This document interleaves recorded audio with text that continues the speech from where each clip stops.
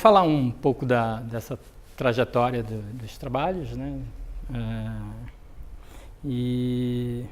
Bom, como o Ricardo falou, né, eu voltei a estudar em 2008, assim, depois de já ter uma certa trajetória dentro da fotografia e ter voltado a produzir de forma autoral, assim, digamos. E aí, assim, acho que comecei a fotografar em início da década de 90, né? E depois comecei a trabalhar em jornal, né? E aí, assim, quando eu comecei a fotografar, eu sempre desenvolvi alguns trabalhos com fotografia pinhole. E aí eu vou falar um pouco dessa trajetória em função dessa minha relação com o dispositivo, né? Com o aparelho. Assim, partindo da fotografia pinhole, né? Como isso vai, assim, vai meio nortear meus trabalhos e eu digo que eu faço um mergulho nesse dispositivo e cada vez tentando simplificar mais esse mergulho ele me abre a fotografia para outros campos.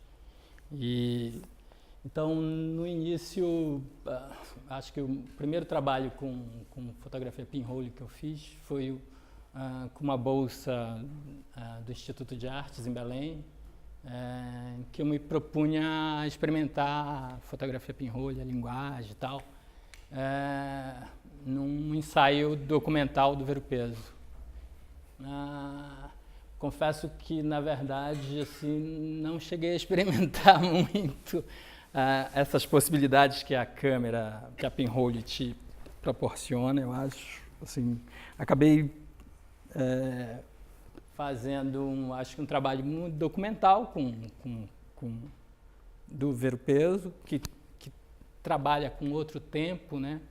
Esse documental ele trabalha com outro tempo. E essas são algumas imagens desse primeiro projeto, que chama Ver-o-Peso pelo Furo da Agulha. Ver-o-Peso é o nome do mercado.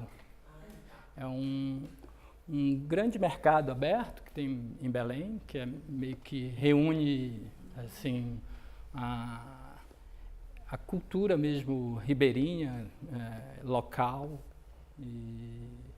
Então, você tem um mercado de peixe, tem a feira em si, tem um lugar onde chego a sair,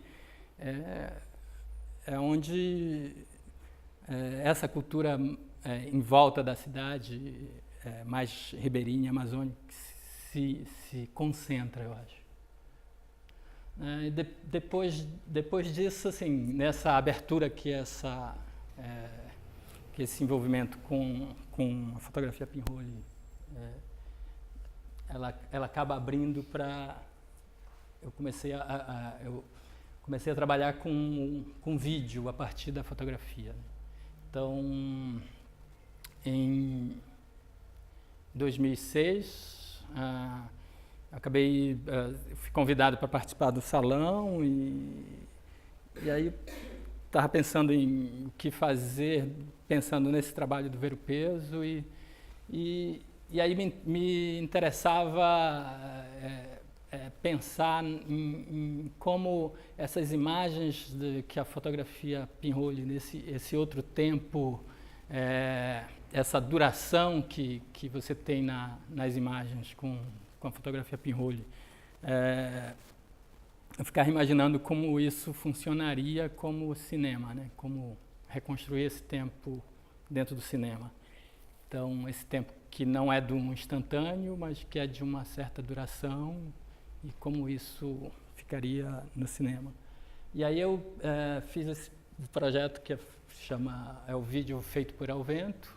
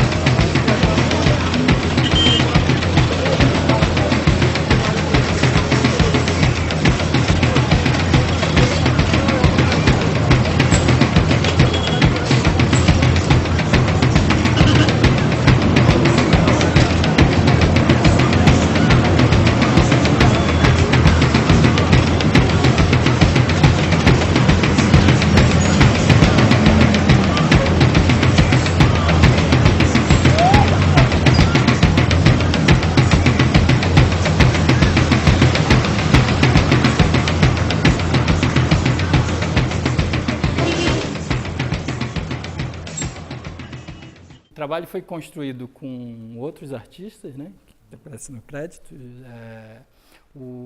Na época eu não era muito da fotografia, assim. O Alberto Pitar, que fez muitos trabalhos com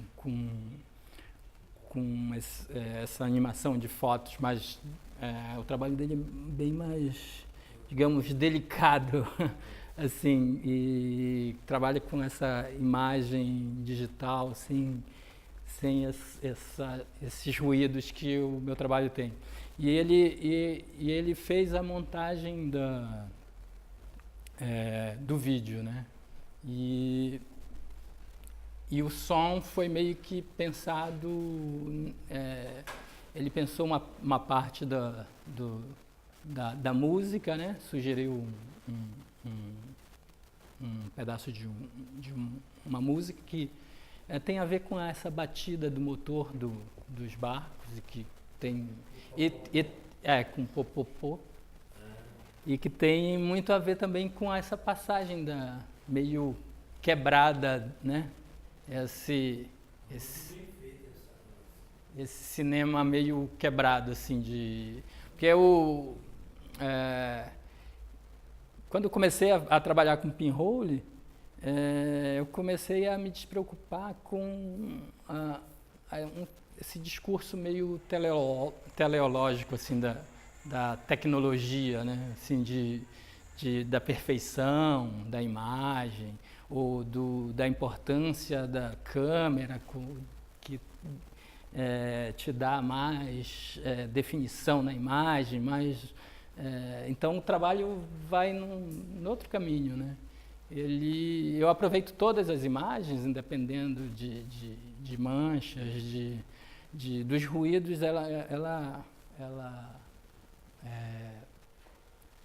O trabalho tem todos esses ruídos nele, e tudo é aproveitado, assim. Quantas câmeras você usou para esse trabalho? Eu levei 45, usei 38. Assim, a ideia era fazer 3 fotos em cada posição e ir mudando, né? Só que essas mudanças, elas ocorrem de acordo com o teu corpo, né? De movimento.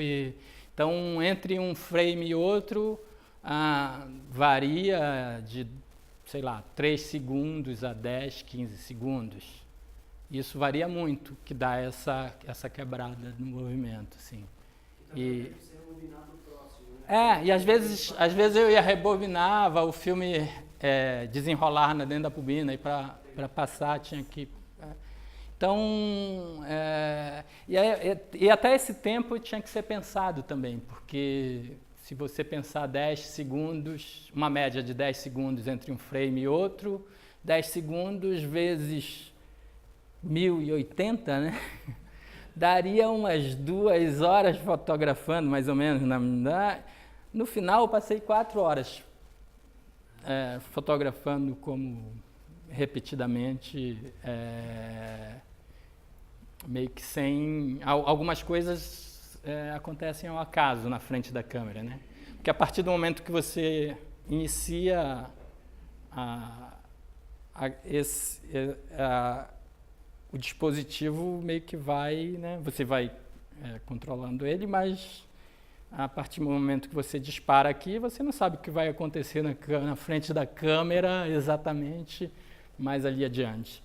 Na época, eu pensava cada câmera de acordo com o que eu queria de resultado, digamos assim. Também. Sim. Eram os 2 juntos. Sim. Cada câmera...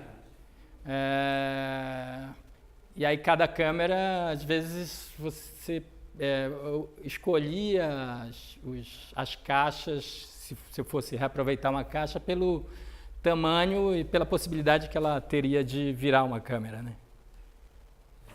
E, bom, a partir disso, o trabalho... Aqui são alguns frames, né?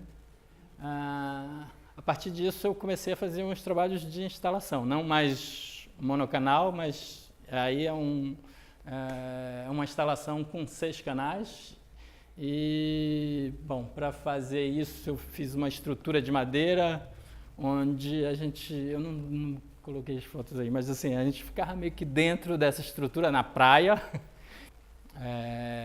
Esse projeto foi uma bolsa da Funarte também, chamava Em um Lugar Qualquer, e aí, dependendo do lugar, nesse caso era Em um Lugar Qualquer, Outeiro.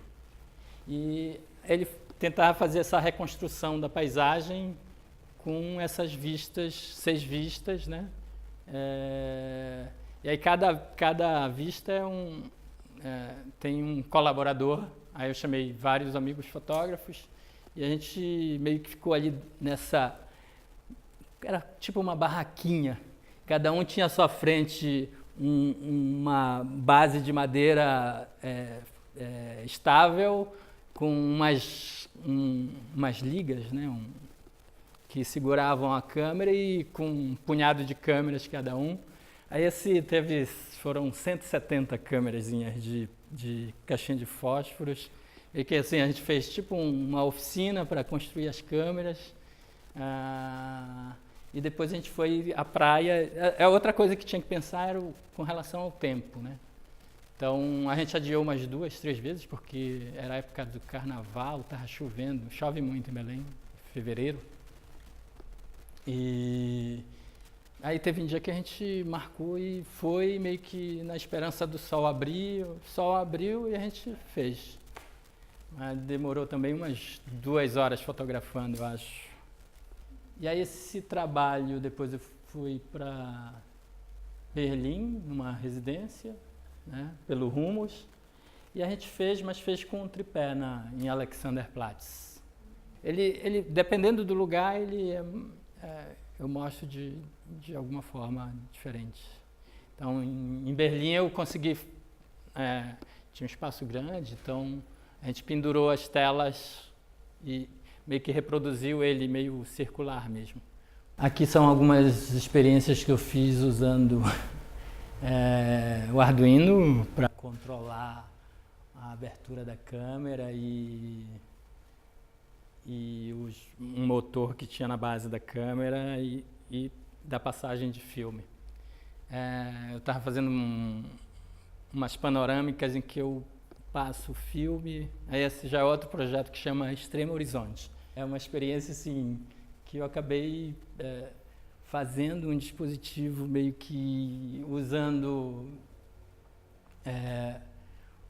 o Arduino, mas no final eu acabei achando que na mão ficava melhor. Então,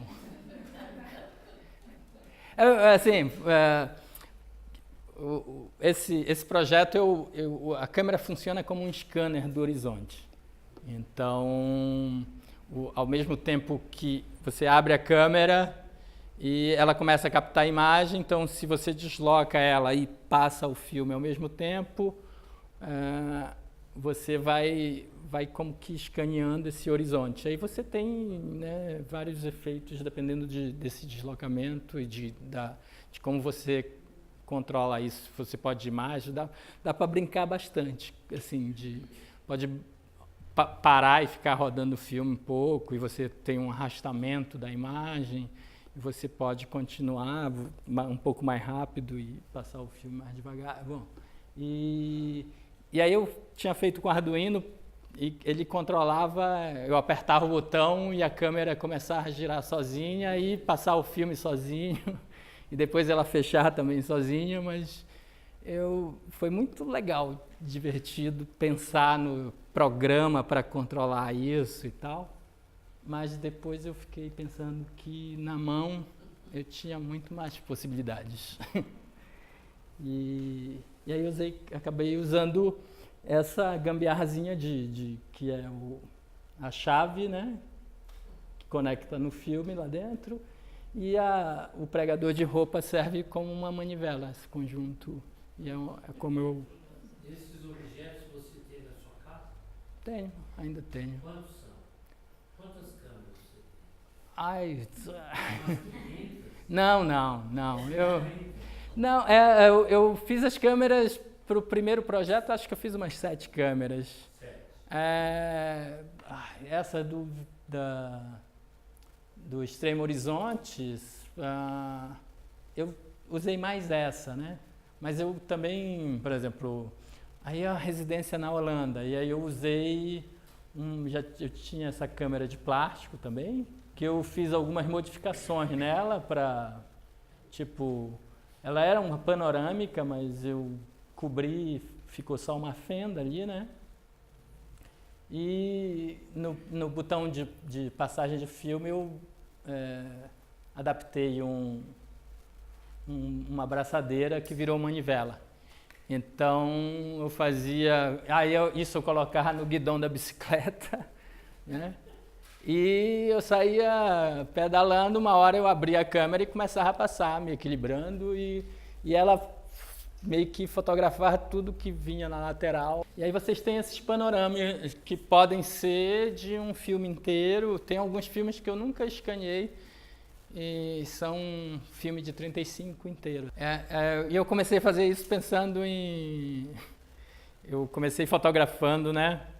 Fotografava uma parte da imagem, deslocava a câmera, passava o filme um pedaço para que ele se emendasse lá dentro da câmera, e aí fotografava a outra parte, girava a câmera, girava o filme de novo, e aí emendando essas imagens, né?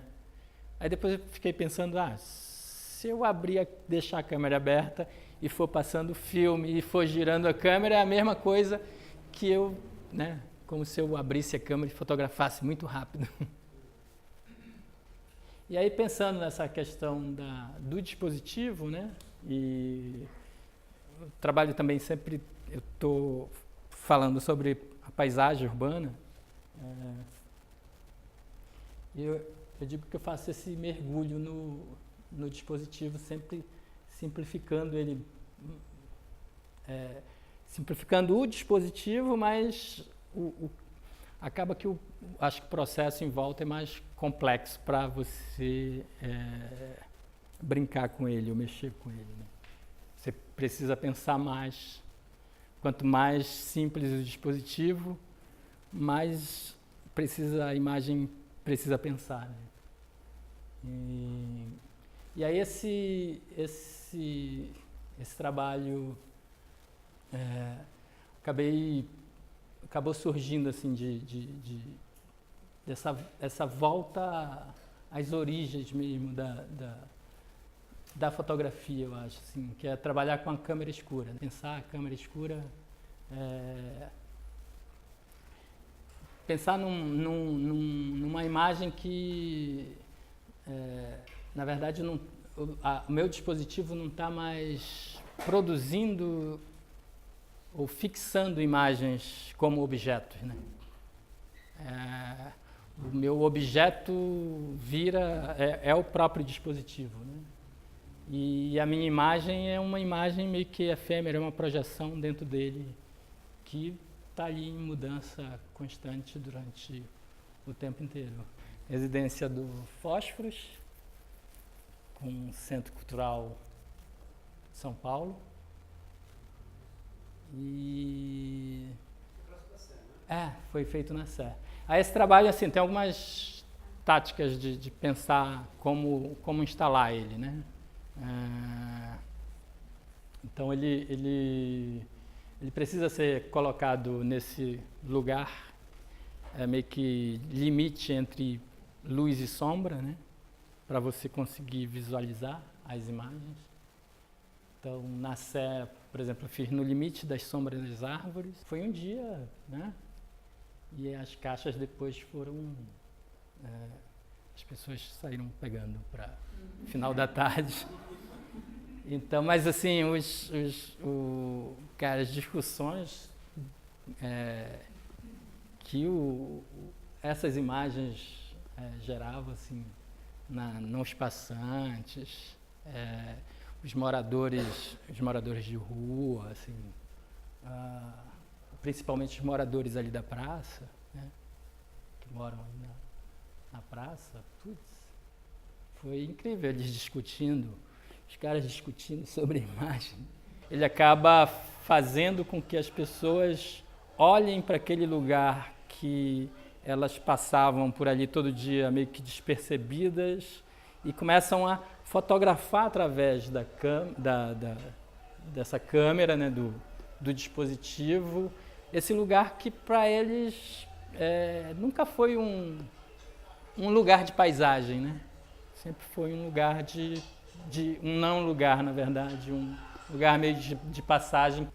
Quando eu estava fazendo as câmeras no fósforo, eu estava ali do lado da Sé, né?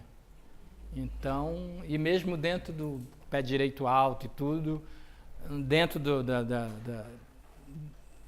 da sala onde eu estava fazendo as câmeras, parecia muita câmera. Quando eu saí, eu me deparei que eu tinha que chegar na praça, então tinha um deslocamento com aquelas câmeras. E na praça o trabalho meio que encolhe, né? Porque a praça é muito grande. Aí eu comecei a fazer alguns trabalhos. Esse é dentro no Fósforos, a gente estava fazendo uma exposição com os artistas residentes e as meninas queriam fazer projeções de vídeo, né?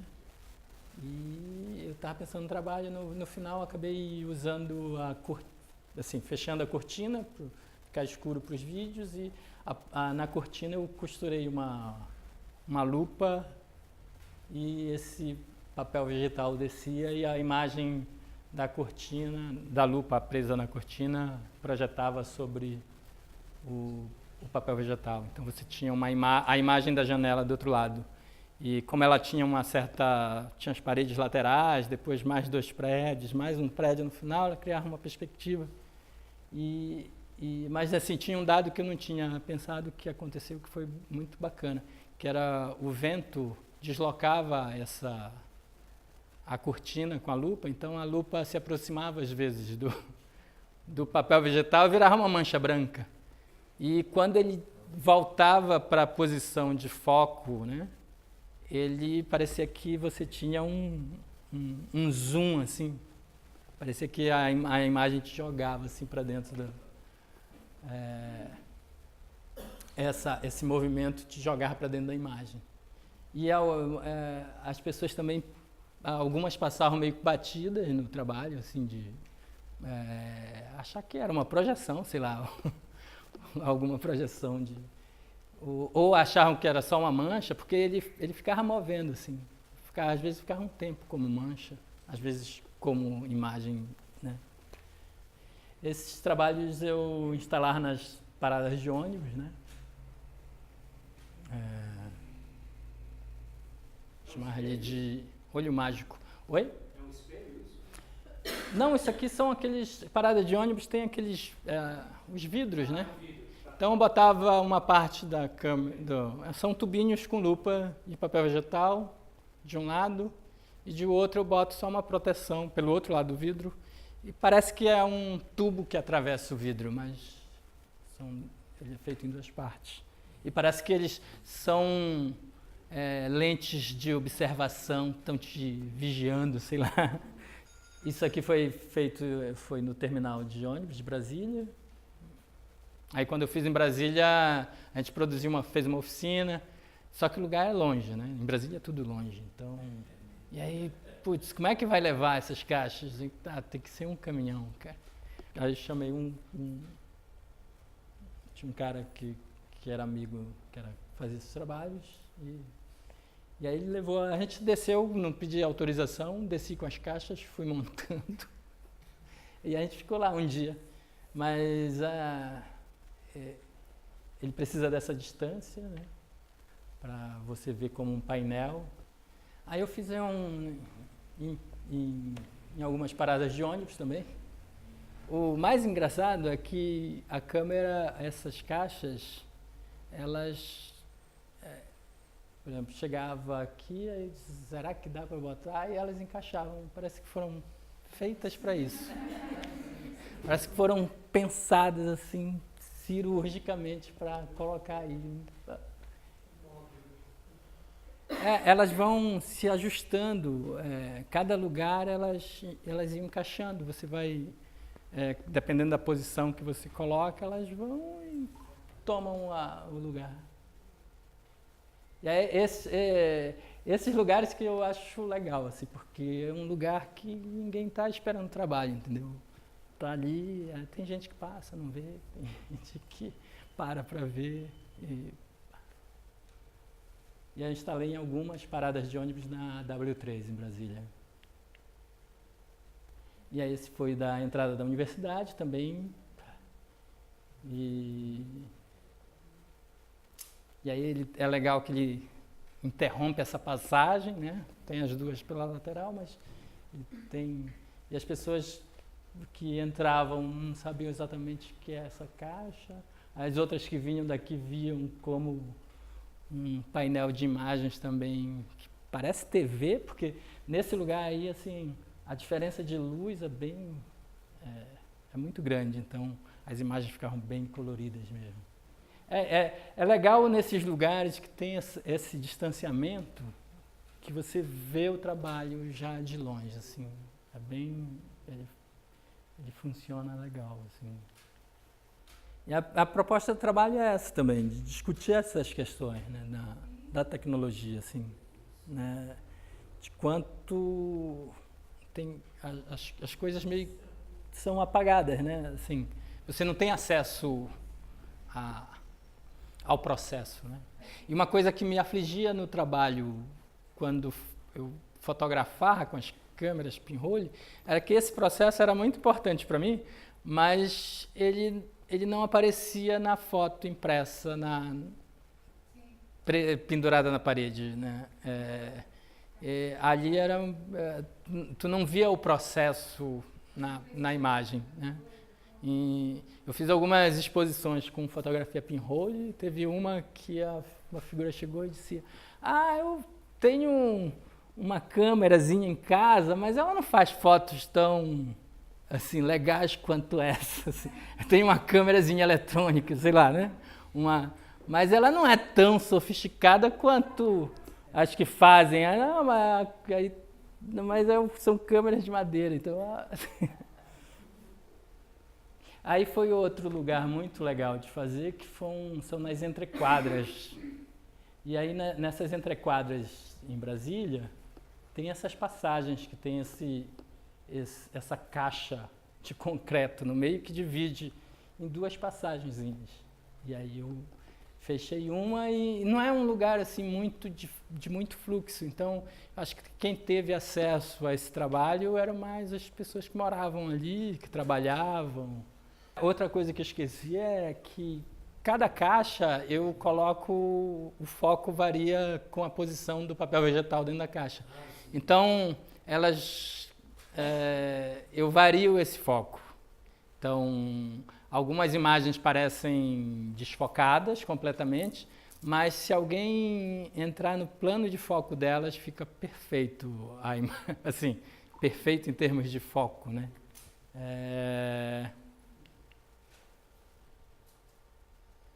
Aí esses já são com caixas de madeira, né? Foi feito lá na 11 Janelas, no Museu 11 Janelas, em Belém. E eu tinha escrito esse trabalho lá como uma instalação meio que interna, porque era um edital, então você tinha que se adequar a 3 metros de, sei lá, uma área de 3 metros que o trabalho tinha que estar ali. Então, escrevi um trabalho que eram as câmeras apontadas para uma cadeira, que era para ficar no lugar interno. Só que aí o trabalho entrou e depois rolou o diálogo com a curadoria, assim, de ver que o trabalho talvez dentro ele não funcionasse muito bem e a possibilidade de fazer ele fora. Foi legal que rolou, assim. E a gente fez o trabalho em cima de uma base que podia deslocar da sacada, assim, para proteger ele da água. Mas mesmo assim, eu tive todo um trabalho de impermeabilizar as caixas de papelão com adesivo que não aparecia plástico, continuava aparecendo papelão, mas só para dar uma segurada, porque ficava 2 meses e são umas chuvas assim, que a chuva vai e ela volta assim, meio que de frente e encharca tudo. Então, e aí na segunda vez, no ano seguinte, foi feita uma exposição meio que retrospectiva, e aí a gente resolveu montar com madeira porque ia durar mais. E para mim era legal que eu ia fazer com outro material, experimentar outro material também. Isso já é um trabalho que foi feito ano passado no Rio, na Marina da Glória, que era um evento meio de galeria, mas foi muito legal, porque para mim não teve essa coisa comercial, assim. Para mim sobrou um trabalho meio bruto de questão de problema de produção. Então a gente tinha encomendado os tambores, aí o cara que vendeu, da onde a gente comprou os tambores, deu cano. A gente tive que ir em Niterói atrás dos tambores, os tambores estavam todos sujos de óleo, eu tive que lavar, cortar, cagado. Bom, mas aí se resolveu e também era a primeira vez que eu estava fazendo com tambor, então eu não sabia como é que ele ia funcionar exatamente. Quando eu cheguei na Marina da Glória, a galerista tinha combinado com o curador que o trabalho ia ficar no meio, assim, onde tem luz de todos os lados. Aí eu tive que convencer o curador de que o trabalho ali não funcionava. Mas ele dizia, não, mas tua galerista brigou e tal, porque ela queria que fosse aqui. E assim, foi uma negociação, assim, no final foi bem legal. E aí tinham várias questões, outras diferentes de material, assim, para resolver, de como bota esse papel dentro, que o tambor é circular, né? Então tive que pensar em algo como um bastidor que fixasse esse papel vegetal. E até hoje eu fico pensando que outro material, de repente, é possível, que não estrague também com a chuva. E aí, essa é uma das imagens de uma das câmeras que não tem foco no infinito, né? Ela é totalmente desfocada, mas o foco está num plano mais próximo. E aí, quando as pessoas se aproximam, elas ficavam ali, descobriam isso e ficavam se fotografando nessa câmera. Nesse latão. Esses são um pouco do trabalho de bastidores com um pedaço de eucatex que gira e você dá bastante trabalho, assim. Outra coisa que também tem nesses trabalhos é essas repetições, assim, de um trabalho, de ter que fazer muita coisa repetindo, assim, né? Desde os vídeos que precisava digitalizar todas as imagens. Aí isso foi agora em Campinas e era num galpão uma estação de trem. O trem da Vale ainda passa ali do lado, mas era uma estação de passageiro que é desativada. Lá, quer dizer, funciona um centro cultural lá. E é bem legal, foi outro, assim... E aí eu tinha pensado em fazer como eu fiz na Marina da Glória, mas aí acabou que o trabalho foi montado de outro jeito. Como uns totens, cada um do lado onde é o pôr do sol e outro lado... Eram 2 totens desse. Um na ponta que tem o pôr do sol e um na ponta onde... E aí cada tambor tem uma vista diferente, um pouquinho deslocada do outro, e algumas vezes... Esse eu não variei tanto o foco, porque ele é muito contra a luz. Bom, e aí eu chego nesse outro trabalho, que são os quimigramas, que também é uma desconstrução, assim, meio que do dispositivo, não do dispositivo câmera, mas... né, esse dispositivo pensando no processo, né? São paisagens que, meio que brincando com fotograma, eu comecei ou com quimigrama, eu comecei a fazer algumas coisas com os rostos primeiro.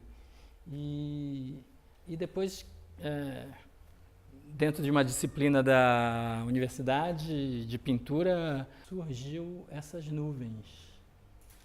Então, e essa linha que sugere a paisagem, né? Então, só a linha do horizonte e essa ilusão de céu é paisagem. E como material é papel fotográfico, né? Preto e branco. Aparecem algumas cores, porque mistura revelador, às vezes eu passo o fixador e ele elimina alguma prata do papel, mas ainda fica alguma coisa. Quando o revelador vai em cima, ele vai atrás do restinho de prata, então cria essas nuances que dão a ilusão de céu, né? Mas assim, não parto de nenhuma imagem, é sempre uma linha do horizonte e o céu. No final, o material fica meio que limitado pelo tamanho da banheira, a quantidade de químico. Tem uma coisa meio que me incomoda, que é a questão do químico, quando tu faz grande, tu precisa trabalhar com uma grande quantidade. E tu tem que arranjar um jeito de descartar isso, né? No início eu usava revelador e depois já enfiava ele no fixador. Aí tu vai descobrindo que tem outras possibilidades. E aí também esse trabalho tem muito do acaso, né? Desse escorrer, tu tenta fazer uma coisa, ele vai virando outra, e tu vai tentando fazer ele virar outra coisa, ele vai virando outra coisa. E é um grande jogo.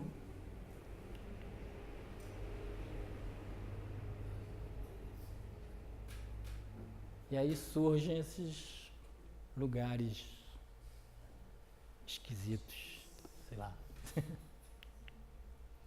sombrios. Esse lugar me lembra o Gudual, por exemplo, que é uma praia próxima de Belém, mas alguns lugares, mas são imaginários do que eles vão meio que surgindo ali. Eles surgem, não sei, meio que você parte do horizonte e isso cria essa ilusão da paisagem. Cores vão surgindo no preto e branco dessa mistura dos químicos.